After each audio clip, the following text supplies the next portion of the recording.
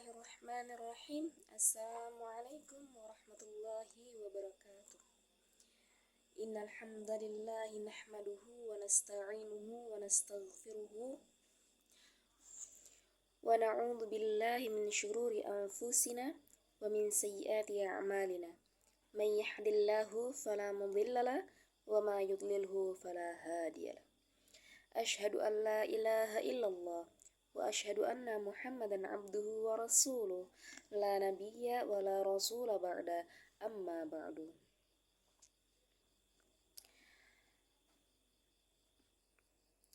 Alhamdulillahirabbil alamin, segala puji bagi Allah Subhanahu wa taala yang telah memberikan kepada kita nikmat iman, Islam dan kesehatan serta kesempatan untuk terus belajar dan memperbaiki diri. Salawat bersertakan salam semoga selalu tercurahkan kepada Nabi kita, yakni Nabi Muhammad sallallahu alaihi wasallam, keluarga, sahabat dan seluruh pengikutnya hingga akhir zaman. Amin amin ya rabbal alamin. Sahabat sekalian yang dirahmati oleh Allah Subhanahu wa taala, pada kesempatan kali ini izinkan saya menyampaikan ceramah singkat dengan tema moderasi beragama. Tema ini sangat penting bagi kita sebagai generasi muda muslim yang hidup di era digital, era di mana informasi sangat cepat menyebar, termasuk informasi keagamaan, baik yang benar maupun yang keliru. Yang pertama yang perlu kita ketahui yaitu, apa itu moderasi beragama? Moderasi beragama bukan berarti mencampur adukkan agama atau mengurangi ajaran Islam. Moderasi beragama juga bukan berarti bebas sebebas-bebasnya tanpa aturan. Moderasi beragama adalah cara beragama secara seimbang. Seimbang antara apa? Seimbang antara teks dan konteks, antara keyakinan kepada ajaran sendiri dan sikap menghormati pemeluk agama lain, antara ibadah kepada Allah dan hubungan sosial sesama manusia. Allah Subhanahu wa taala berfirman dalam Al-Qur'an surah Al-Baqarah ayat 143 yang berbunyi, A'udzu billahi minasy syaithanir rajim. Wa kadzalika ja'alnakum ummatan wasatan litakunu syuhada'a 'alan nasi wa yakuna ar-rasulu 'alaikum syahida. Yang artinya, demikian pula lah kami telah menjadikan kamu umat Islam, yaitu umat pertengahan, agar kamu menjadi saksi atas perbuatan manusia dan Rasul, yaitu Nabi Muhammad.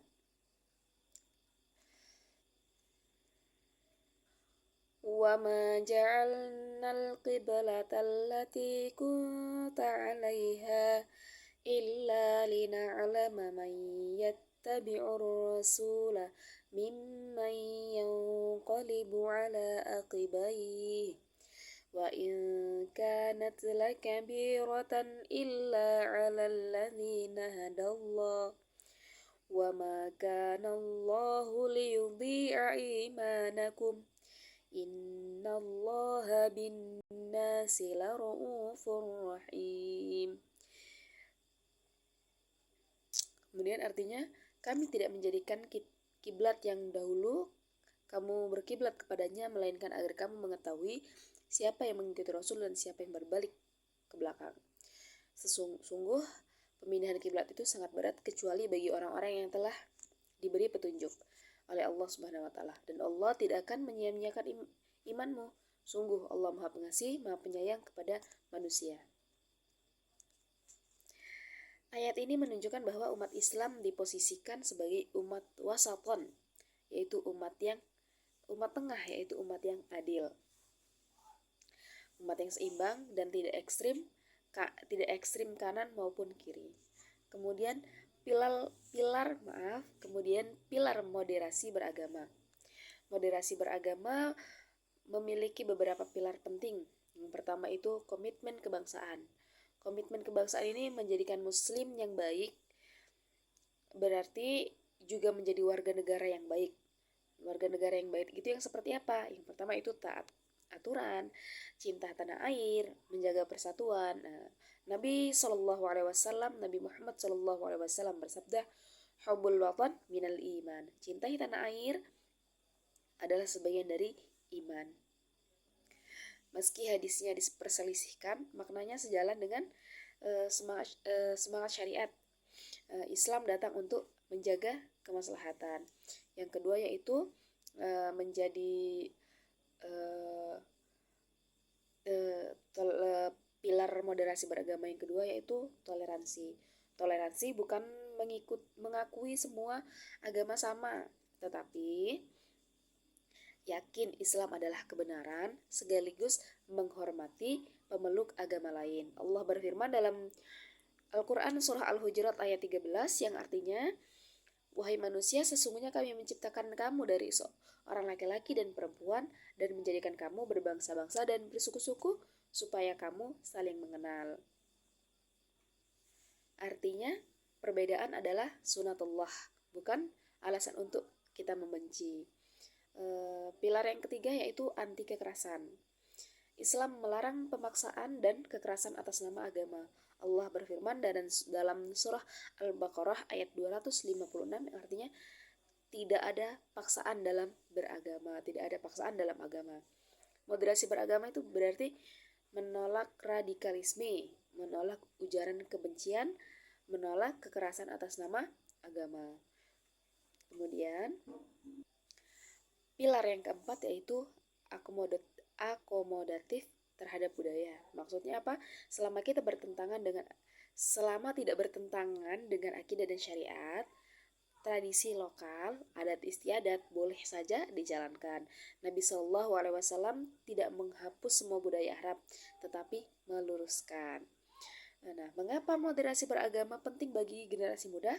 Karena kita sudah hidup di zaman banjir informasi di media sosial, mudah terpengaruh ceramah potongan video, muncul kelompok yang gampang mengkafirkan dan membid'ahkan. Tanpa moderasi, generasi muda nanti akan mudah membenci, mudah marah, mudah memvonis orang salah, atau mudah terjebak ke ekstremismean. Nah, sebaliknya dengan moderasi beragama, kita akan lebih dewasa dalam memahami perbedaan, santun dalam berdakwah, bijak dalam bermedia sosial, dan membawa wajah Islam yang damai, begitu. Nah, contoh praktek moderasi beragama di kehidupan sehari-hari kita bagaimana? Nah, moderasi beragama bukan teori saja ya. Contohnya tidak memaksa pendapat fikih kepada orang lain, menghormati tetangga berbeda agama, bijak saat bermedia sosial, tidak menyebarkan hoaks keagamaan, berbeda pendapat tanpa membenci. Nah, kemudian dakwah dengan akhlak bukan dengan caci maki.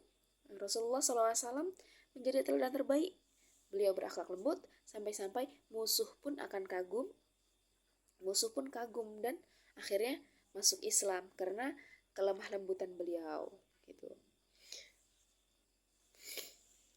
Sahabat sekalian yang dirahmati oleh Allah Subhanahu wa taala, moderasi beragama bukan melemahkan iman, tapi justru mematangkan cara kita beragama dengan moderasi beragama. Islam akan benar-benar tampak sebagai agama rahmatan lil alamin, rahmat bagi seluruh alam. Semoga kita semua menjadi generasi muslim yang kuat akidahnya, lurus ibadahnya, santun akhlaknya, moderat dalam bersikap. Akhirul kalam, wabillahi taufiq wal hidayah. Wassalamualaikum warahmatullahi wabarakatuh.